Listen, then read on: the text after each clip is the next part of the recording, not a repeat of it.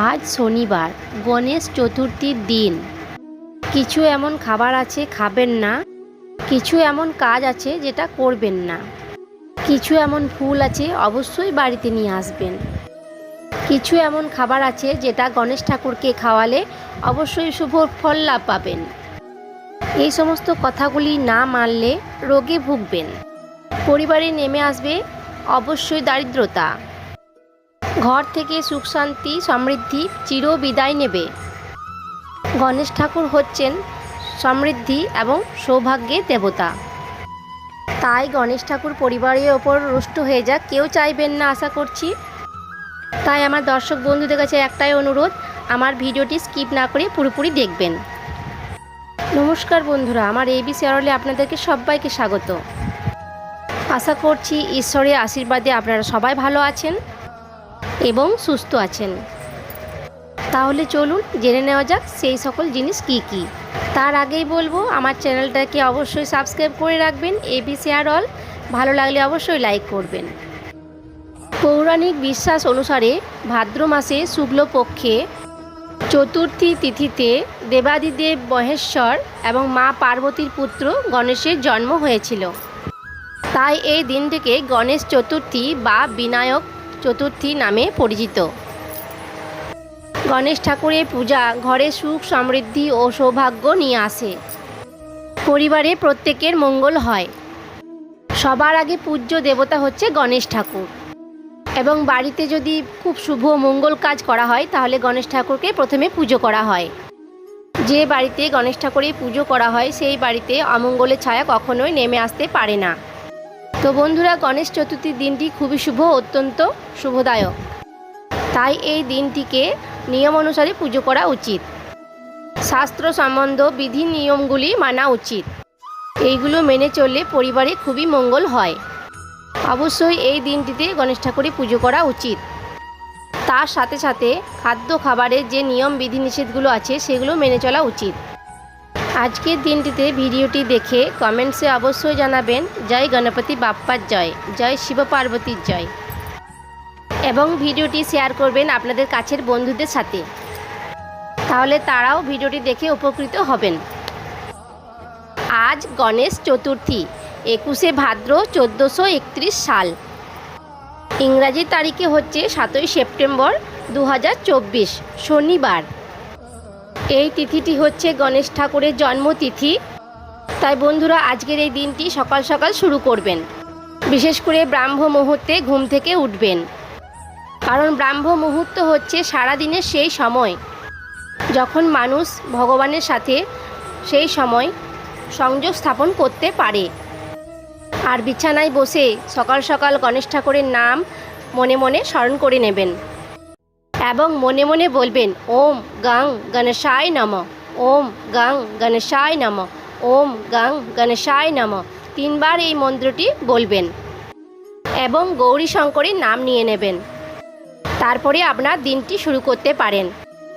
আজকে গণেশ ঠাকুরের পুজো অবশ্যই দেবেন। বিধি হিসেবে অনেক খাদ্য খাবারের বিধিনিষেধ আছে। আজকালকার দিনে সেগুলি অনেকেই মানেন না, আধুনিক যুগের বশবর্তী হয়ে আছেন। ওই জন্য সারা বছর রোগ জ্বালাতে ব্যাধিতে ভুগছেন এবং রোগের পেছনে প্রচুর অর্থও ব্যয় হয়। উপার্জনের থেকে অনেক টাকাই বেরিয়ে যায় ডাক্তারের পেছনে। যদি আমরা এই বিধি নিয়মগুলি মেনে চলি তাহলে আমাদের অর্থনাশ হবে না। মেনে চললে সুস্থ শরীর এবং নিরোগ দেহ পাব। গণেশ চতুর্থীর দিন যে খাবারটি খাবেন না সেই সবজিটি হচ্ছে মূলো। বন্ধুরা, চতুর্থীতে মূলো খেলে ধন নাশ হয়। কোনো না কোনোভাবে আপনার পয়সা নষ্ট হবে চিকিৎসার পেছনে, বা হঠাৎ কোনো আর্থিক কষ্ট পড়ে গেল আপনার সংসারে। নানা রকম দুর্যোগ তো লেগেই থাকে সংসারের ওপর, তাই না বন্ধুরা? তাই বন্ধুরা, চতুর্থীর দিনে মূলো খাবেন না, একদম না। মূলো খাওয়ার অর্থ হচ্ছে অর্থ নাশ হওয়া, পরিবারে দুর্যোগ এবং দুর্ভোগ নেমে আসা। দ্বিতীয় যে খাবারটি খাবেন না সেটি হচ্ছে করলা বা উচ্ছে। তেতো মানে তেতো খাওয়া যাবে না এই দিনটিতে, বা নিম পাতা ভুলেও খাবেন না এই খাবারটি। তেতো জাতীয় জিনিস একদম খাবেন না, বরং উল্টোটা করবেন। গণেশ চতুর্থীর দিন হচ্ছে গণেশ ঠাকুরের জন্মতিথি, তাই এই দিন মিষ্টি মুখ করা উচিত। আপনি নিজের হাতে মোদক বানিয়ে গণেশ ঠাকুরকে নিবেদন করুন বা গণেশ ঠাকুরকে ভোগ লাগাতে পারেন।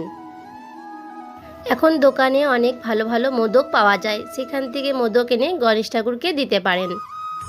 সেই মোদক বা লাড্ডু আপনারা পরিবারের সবাই প্রসাদ হিসাবে গ্রহণ করতে পারেন। নিজের হাতে নারকেল নাড়ু বা লাড্ডু বানিয়েও দিতে পারেন।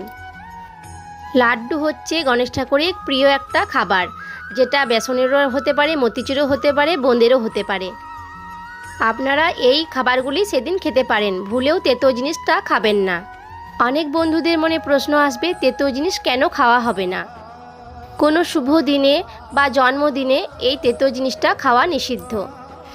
এই দুটো সবজির মধ্যে একটাও খেলে আপনার পরিবারের মধ্যে তিক্ততা বাড়বে এবং জীবনে দুর্ভোগ আসবে। তাই গণেশ চতুর্থীর দিনে এই দুটো সবজি অবশ্যই একদম খাবেন না। কেউ খেলে তাকেও খেতে বারণ করবেন।